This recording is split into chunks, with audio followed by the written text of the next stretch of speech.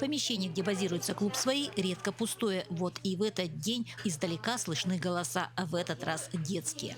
Начало того, как мы объявили эстафету акцию по плетению маскировочных сетей, это у нас самые юные посетители, 3-й класс школы Эврика. До этого у нас рекордсмены по возрасту, это был 4-й класс. Вот. Ну, вот у нас все моложе и моложе помощники наши.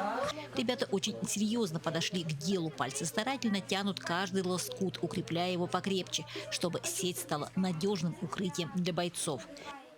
Мы помогаем нашим бойцам. Естественно, мы не делаем оружие, мы не стреляем, мы не воюем, мы помогаем бытовыми вещами. Хочу помочь нашей стране, чтобы мы побыстрее победили. Ты считаешь, что ты такой еще небольшой гражданин страны, и ты можешь помочь? Да, чем-то хоть пытаюсь помогать. Ну, я хочу, чтобы армия смогла победить и была не война, а мир везде. Свободный день можно провести по-разному. 3-й класс гимназии Эврика решили помочь бойцам, внести свой вклад в победу. Они понимают, что если мы раньше изучали про историю, про Великую Отечественную войну, то, что было, сейчас они осознают, что в реальной жизни тоже может быть все непредсказуемое. И то, что они сейчас помогают своими детскими руками что-то сделать для того, чтобы потом мы жили в мире, я думаю, для них это очень памятно и значимо тоже.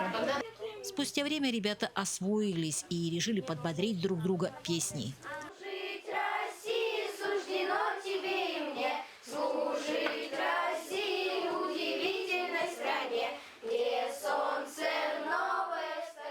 Сеть большая, 3×5, но это не помешало успешно справиться с заданием.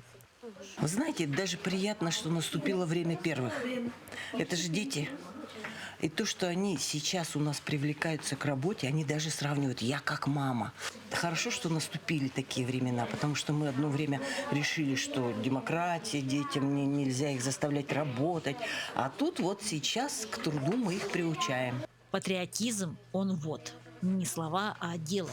И хорошо, что дети это начали постигать с юных лет. Елена Фаст, Алекминск.